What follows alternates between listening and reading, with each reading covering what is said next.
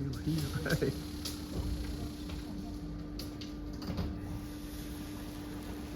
you see that bubbling reaction there as it hits the ice?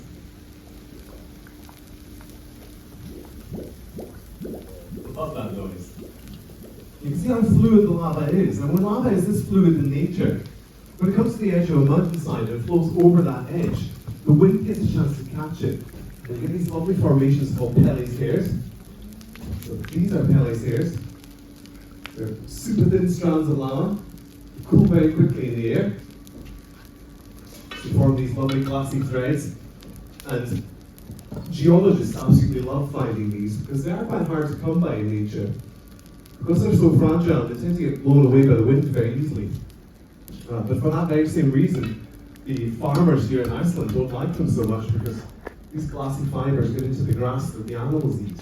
That messes up their stomachs. So that's why in Icelandic, they actually have a different name for them. They call them nornahár.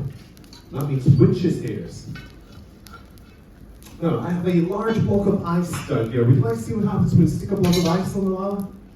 Yes, of course you would. Silly question. Dance, lava monkey dance. Right. Let's see what we get. Let's apply a little bit of pressure here. We'll see something happening fairly quickly.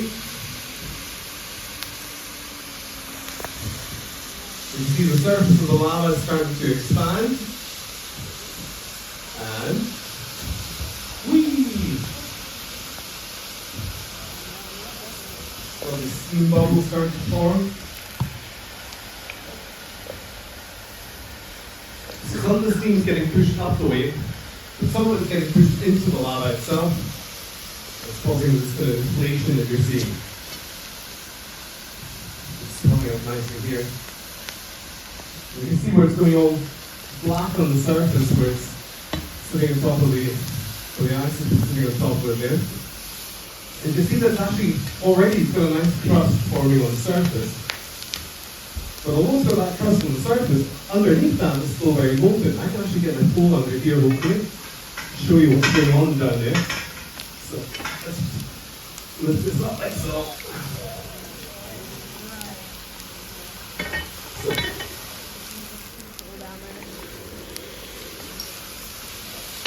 Lower that down a little bit.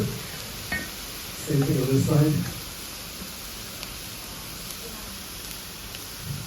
So lava is actually a tremendously good insulator.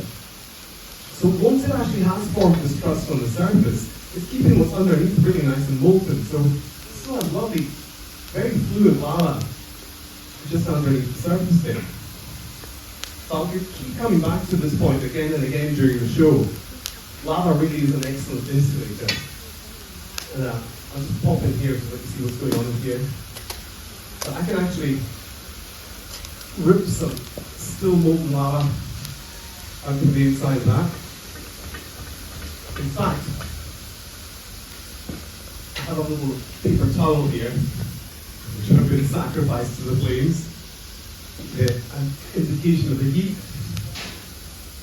So there you go, there's a genuine lava lamp for you there, folks. Boo! I told you I was a teacher, right? The jokes are not going to get any better, I'm telling you that. Now, while this is still nice and hot, I'm going to do a couple of other things here. So you can see up here, this section of the slide, you can see it's got all crusty on the top, but actually, because it's still molten inside, I can do this. I can get under the flow, gently does it, and I can actually pry that lava up like so, forming a nice bridge, and I can even pop a hole in the back of it. You can see we've still got some lovely sticky, chewy, molten stuff coming out the back there. If I'm lucky, I might actually get a little lava tunnel to form there. I'm not sure if I will or not, but we'll see. I'll come back and check out later. You're hearing the shoveling noises. Yeah. That's Nathan doing his thing back there, shoveling the lava from the 4 o'clock show into the furnace, and that will be used in the 12 o'clock show tomorrow. And you can see on the surface of the lava here, look, these lovely ripples. And that actually has a technical name. They call that ropey texture or ropey pahoihoi. And you get that anywhere where you have fluid lava like this running, and the surface is beginning to cool, starting to thicken a bit, but the lava underneath is actually dragging the surface along behind it. And so you get these ripples forming, and they kind of get locked in place as the lava cools down fully. And there's some excellent examples of this all around the country that you can see. There's a particularly good one at Thingvellir National Park. There's a lookout point there over the park. And if you're standing at that lookout point, there's bare rock beside you on the ground. And if you look down there, you can actually see these lovely ropey strands of lava there, showing you the direction that the lava was flowing. So, I can also hear this beginning to crack and pop a little bit already, the early stages of it. So I'm actually going to bring up the lights just a little tiny notch here. And I'm going to clip some safety guards onto this upper part of the slide. We always do this, because as the lava's kind of under pressure at some of these points here, it does tend to crack and pulp a little bit more than usual in other places. So we always do this. But you're liable to hear some very sharp cracks and bangs coming from up here. That is a perfectly normal part of the proceedings, so don't be alarmed if you hear sharp noises like that. In fact, lava is really quite noisy stuff. Not only when it's cooling, it does sound like, even in a natural lava field, it sounds like somebody's got a big bag full of old cups, saucers, and kind of jingling them around. But also when the lava's flowing out of a volcano, out of the crater, it sounds like waves breaking on the seashore. Alright, so I'm just going to grab my heat gun here and just quickly have a little sip of water, if you'll excuse me.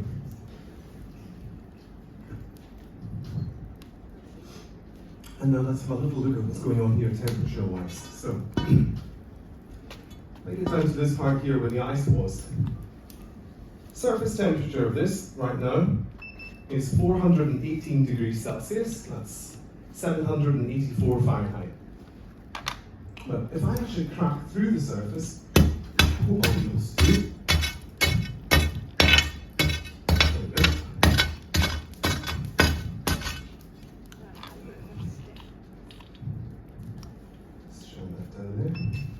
That's 572 Celsius there, 1062 Fahrenheit.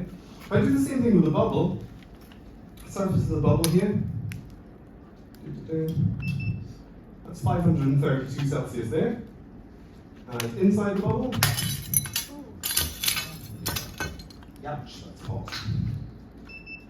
665 Celsius, 1228 Fahrenheit.